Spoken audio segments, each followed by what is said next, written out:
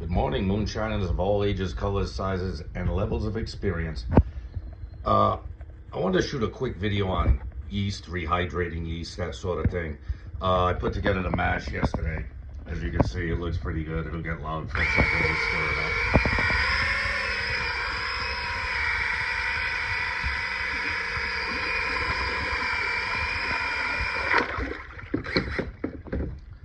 So, my standard mash, I was a little light on the barley, so it's probably, 50 pounds of corn, probably 10, 12 pounds of barley, and probably 15, 20 pounds of malted wheat. Pretty standard mash, except I was running a little low on barley. I got to get down to the local shop. I gave it a hydrometer reading earlier. It was about 10%. I don't like it that high. I put a little bit more water, brought the volume up. We're down to about 7%, maybe 7.5 potential alcohol by volume. That's about where I want it. I like it at about 7%. And it gives me a little more liquid volume in it anyway. So with the yeast, lately I've been using this rum distiller's yeast by Still Spirits. Very good yeast. I was having very good luck on it. It was kicking off everything, no problems. None whatsoever. Unfortunately, I pulled it out. There wasn't barely enough in there to do a gallon. So I popped open a Lalvin 1116. Another good yeast, like a wine yeast or a champagne yeast. I've got bags of Distiller's Active Dry.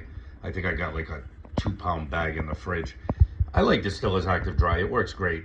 But I find that these rum yeasts and champagne yeast, wine yeast, tend to give me a little more fruity esters and stuff in the mash, which I like, especially since I'm using high grain mashes, high malted grain mashes. I want to bring out as much of the flavor as I possibly can.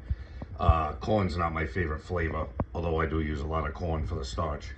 I tend to use a lot of malted grains if you followed any of my mash. So that being said, there was a little of this rum yeast left. Maybe like a teaspoon of it was left in there, maybe something like that. And then I dug up a package. I had one Lalvin 1116 left. So obviously I like to rehydrate my yeast.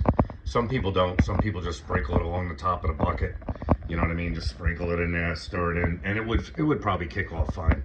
I like to rehydrate mine. As you can see, it's been in there maybe 10, 15 minutes. It's starting to form a cap on it.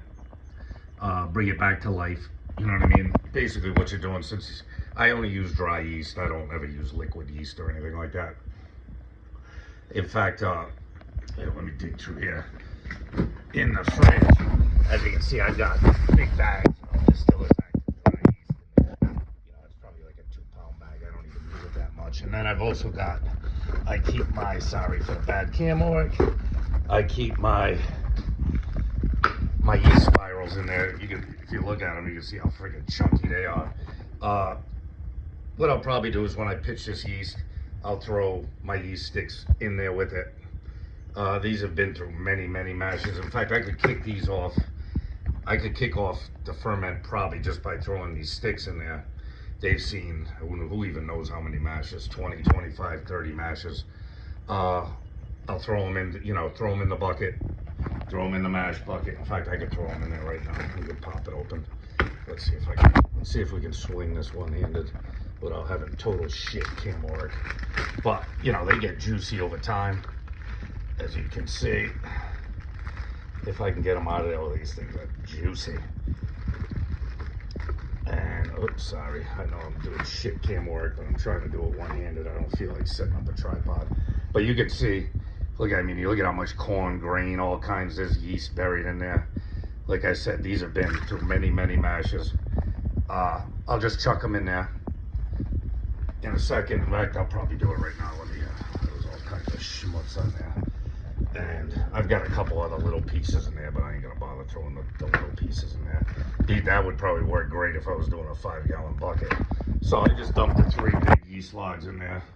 You can see this yeast is starting to cap real good. You can check it out. It's starting to get that nice foam head to it. That's when you know the yeast is rehydrated. Dump it right in there. Rinse out the freaking glass a little bit. Put that in the sink. You got a little water in it.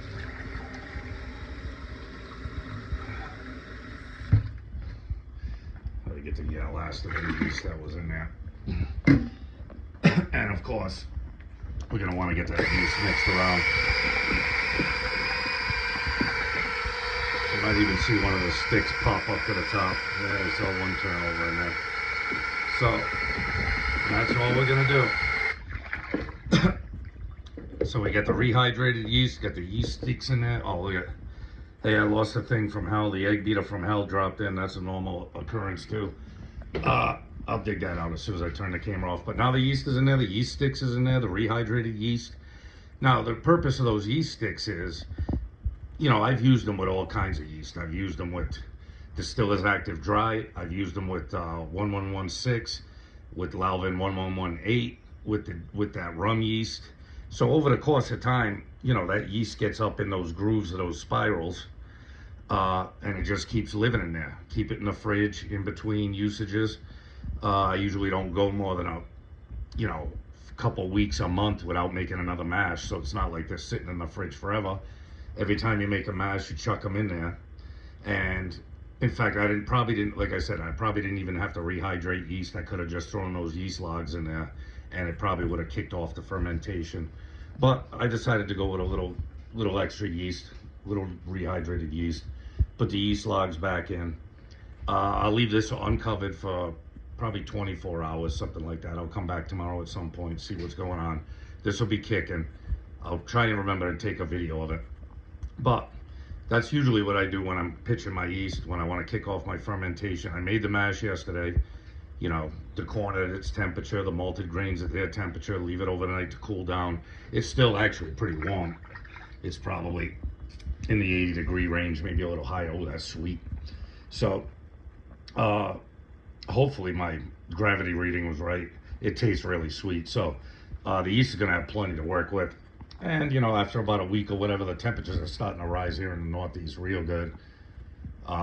Wintertime fermentations are always finicky, always problemsome. But these summertime ones, especially in this kitchen where it tends to stay pretty warm, this thing should be kicked off by tomorrow. No problem whatsoever. So that's the way I usually pitch my yeast, rehydrate it, whatnot. The yeast logs that I use. If you got any questions about them, or where I've gotten them, I think I get them at the brew store, the spirals, the oak spirals. They're made for aging wine, pretty much.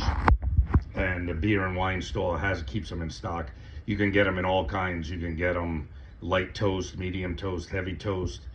I char them, you know what I mean? Some, no, these are not charred. I will use them for aging, you know, moonshine, like whiskey.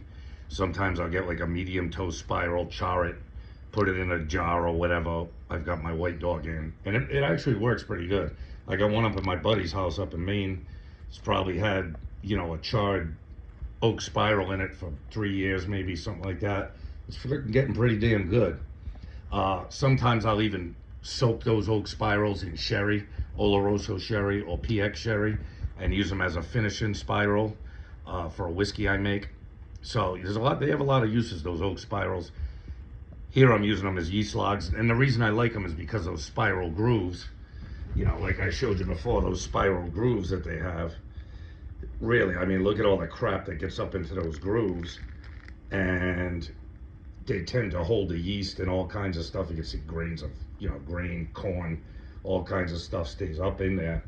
And, you know, that way you'll have, hopefully, the goal is hopefully over a period of time, you'll start to develop your own strain of yeast, you know what I mean? Or the most dominant strain will start coming through and take hold.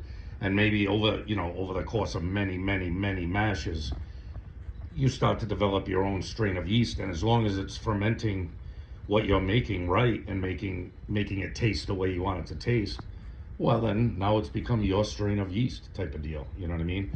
And you can always fortify it with different kinds. I'm gonna get some more of that rum yeast. That Distiller's rum yeast from Still Spirits, definitely one of the better yeasts I've ever used. I like that yeast very much. And it wasn't particularly expensive. I think I got 2 packs of that, you know, this big. You can see how big it is compared to like a Lalvin packet. I think I got 2 of these for like, I don't know, maybe $10 or something like that. It wasn't very much. And I probably got 5 ferments out of each bag. I was not dumping the whole bag in. It says that this is good for 5 or 6 gallons. My ass. I must have got at least 3 or 4, you know, 30, 35 gallon mashes mashed in with that distiller's yeast, and it would take off. The next day it would be popping. So this is a very good yeast. The 1116 is a good yeast too. The 1118 is a good yeast I've used very often. So, you know, obviously, if you're making moonshine, it's up to you what kind of yeast you want to use. That's your business. Those are the ones that I use. I like to have the yeast logs around so that way I can kick off. Even if I was out of yeast, I could just drop them logs in, kick off the fermentation. Now, when I go and strain through these, you know, obviously when this is done fermenting, I'll have to get all the liquid out, strain out all the grains, and I'm gonna have to dig those yeast logs back out of there. They'll be up in the grain bed for sure. But I'll keep them around. I've had those yeast logs kicking for probably a year, something like that. And like I said, they've done probably 20, 30 mashes weaving those. So that being said, hey, love yourself. Always love and respect yourself. Love and respect your family and friends, and love and respect moonshine, and I love it. That's for sure. Be good, people. I'll see you soon enough.